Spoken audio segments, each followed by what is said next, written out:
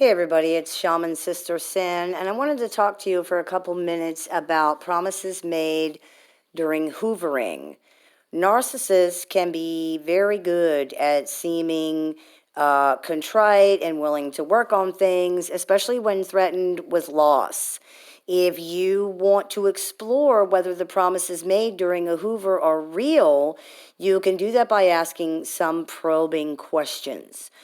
Hoovering behavior and the sudden epiphanies that narcissistic people are infamous for can be very confusing for people. The safest response is, of course, no response. However, this is not always how it goes. So if you are somebody who is in the middle of a hoover right now and you're confused and wanting to know if you should trust in that, one of the ways you can do that is by asking reasonable, specific questions regarding the promises this person is making. Anybody who truly understands and is willing to fix the things that are the problem should be able to answer these questions without getting angry, without blaming other people. Questions like, how are you going to fix the problem? What do you believe the problem actually is? Why does this problem happen? How are you going to implement whatever solution that you've come up with? Why do you think the thing you are doing or not doing should be changed, right? If someone is simply telling you what they believe you want to hear or simply repeating things that they know that you have said, there's probably not going to be any satisfactory answers to these questions, and it's probably going to get obvious really fast. You might get answers like, it's a problem because you don't like it, which says nothing about the inherently wrong or hurtful nature of the behavior and takes no responsibility for it at all.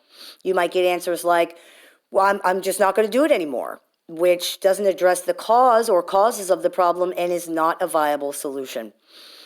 Changing any behavior requires acknowledgement that the behavior is problematic and doing real, consistent work to change it by adapting mindsets, making different choices, blah, blah, blah. Any solution that doesn't include plans for these things is not a real solution because it won't work. Now, it can be tricky. Sometimes they can have what seems to be a good answer, but then the more you probe, the more questions you ask, the deeper you try to go, you find that it's obvious they really have put no thought into this, or they don't really understand the situation, much less how to fix it. And of course, there's no real desire to fix it. This is simply throwing stuff at a wall and see what sticks.